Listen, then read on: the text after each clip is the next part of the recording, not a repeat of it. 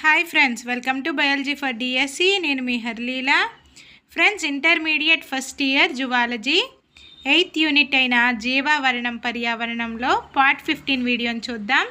వీడియోలోకి వెళ్ళే ముందు బయాలజీ ఫర్ డిఎస్సి ఛానల్ని లైక్, షేర్, సబ్స్క్రైబ్ చేయండి. Stay tuned and keep watching. Limnetic మండలంలోని biota of the limnetic zone. సరస్సులోని అతిపెద్ద మండలం లిమ్నెటిక్ మండలం. సరస్సులో అతిపెద్ద మండలం లిమ్నెటిక్ మండలం. ఈ మండలంలో సమయానుకూలంగా నీటి స్థాయి, ఉష్ణోగ్రత, ఆక్సిజన్ లభ్యత మొదలైనవి వేగవంతంగా మారుతాయి. లిమ్నెటిక్ మండలంలో స్వయం పోషకాలు అధికంగా ఉంటాయి. ఈ సరస్సులో అతిపెద్ద మండలం ఏమిటి? లిమ్నెటిక్ మండలం. ఈ మండలంలో సమయానుకూలంగా నీటి స్థాయి, ఉష్ణోగ్రత, ఆక్సిజన్ లభ్యత మొదలైనవి వేగవంతంగా మారుతాయి. ఈ లిమ్నెటిక్ మండలంలో సమయానుకూలంగా నీటి స్థాయి, ఉష్ణోగ్రత, ఆక్సిజన్ లభ్యత మొదలైనవి వేగవంతంగా మారుతాయి. లిమ్నెటిక్ మండలంలో స్వయం పోషకాలు అధికంగా ఉంటాయి. లిమ్నెటిక్ మండలంలో స్వయం పోషకాలు అధికంగా ఉంటాయి. స్వయం పోషకాలు అంటే ఏంటి? ఇక్కడ మొక్కలు అనమాట. కిరణజన్య సంయోగ క్రియ జరిపే మొక్కలు ఉంటాయి. ఇక్కడ లిమ్నెటిక్ మండలంలో కిరణజన్య సంయోగ క్రియ జరిపే మొక్కలు ఉంటాయి. ఈ ప్రాంతంలోని ముఖ్యమైన స్వయం పోషకాలు వృక్ష ప్లవకాలైన యూగ్లినాయిడ్స్.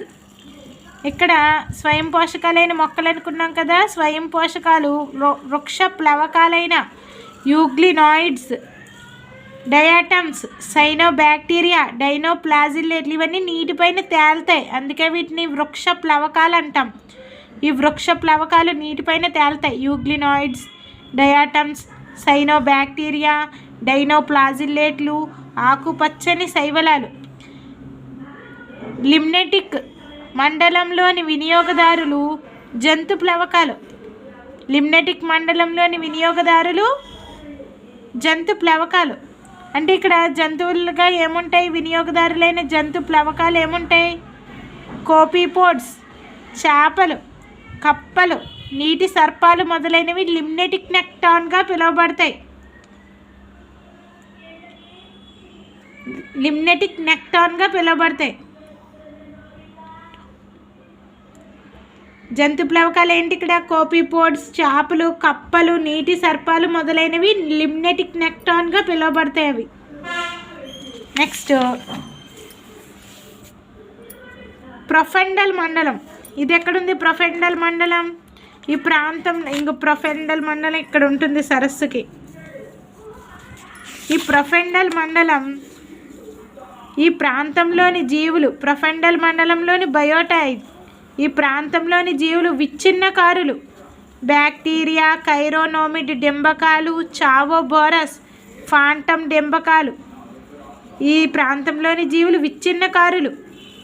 విచ్ఛిన్నకారులైన జీవులేంటి? బ్యాక్టీరియా, కైరోనోమిడ్ డింబకాలు, చావోబోరస్, ఫాంటమ్ డింబకాలు, ఎర్ర అనిలెడ్లు, క్లామ్స్ మొదలైనవి తక్కువ స్థాయిలో ఆక్సిజన్ ఉన్నప్పటికీ జీవిస్తాయి.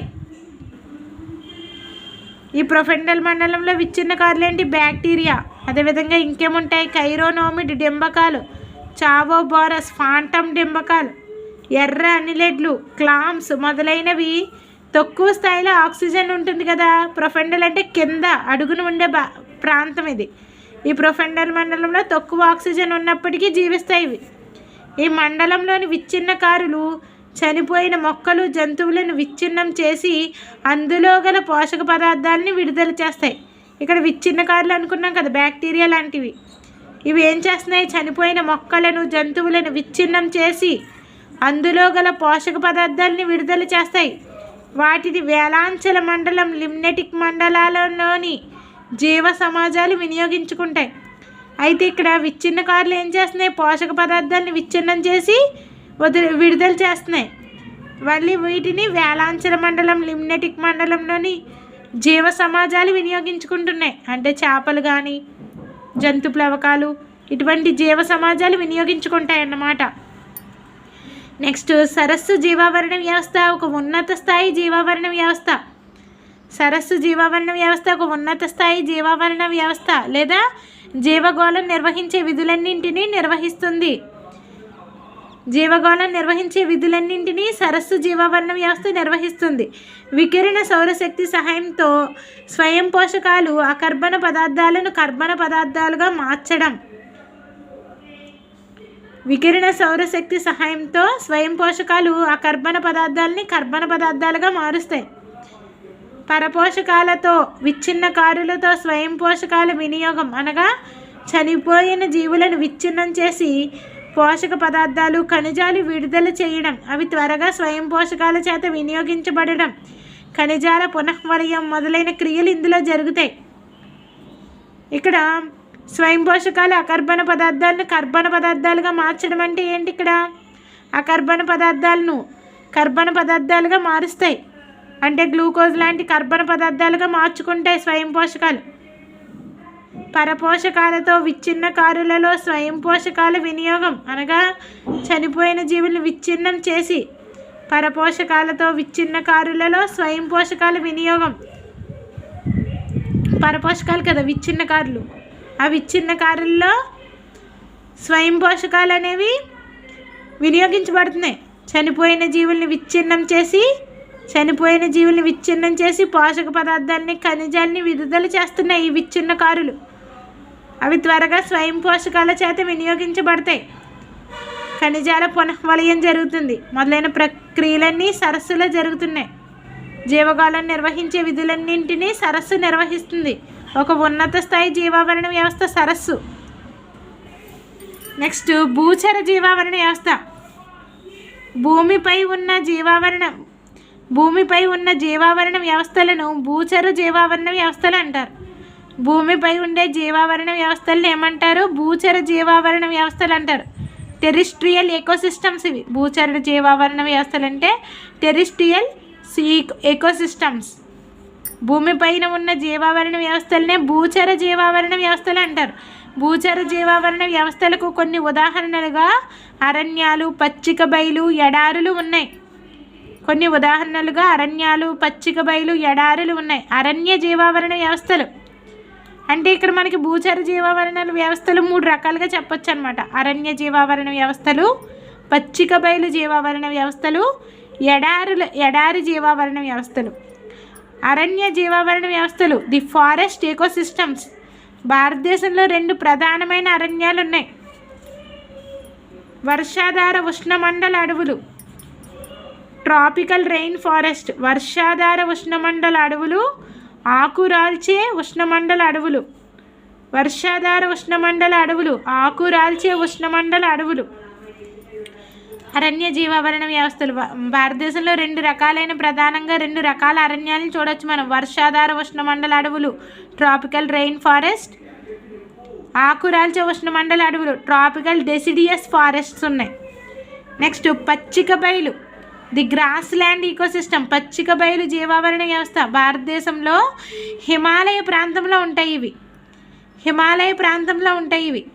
పశ్చిమ రాజస్థాన్ ప్రాంతంలోని విశాల ఇసుక నేల ప్రాంతాలను, ఉప్పు నేల ప్రాంతాలను ఆవరించి ఉంటాయి. భారతదేశంలోని హిమాలయ ప్రాంతాలలో ఉంటాయి ఈ పచ్చిక బయలు జీవావరణ వ్యవస్థలు. ఎక్కడుంటాయి? భారతదేశంలోని హిమాలయ ప్రాంతంలో ఉంటాయి పచ్చిక బయలు జీవావరణ వ్యవస్థలు. భారతదేశంలోని హిమాలయ ప్రాంతాల్లో ఉంటాయి. ఇవి పశ్చిమ రాజస్థాన్ ప్రాంతంలోని విశాల ఇసుక నేల ప్రాంతాలను, ఉప్పు నేల ప్రాంతాలను ఆవరించి ఉన్నాయి.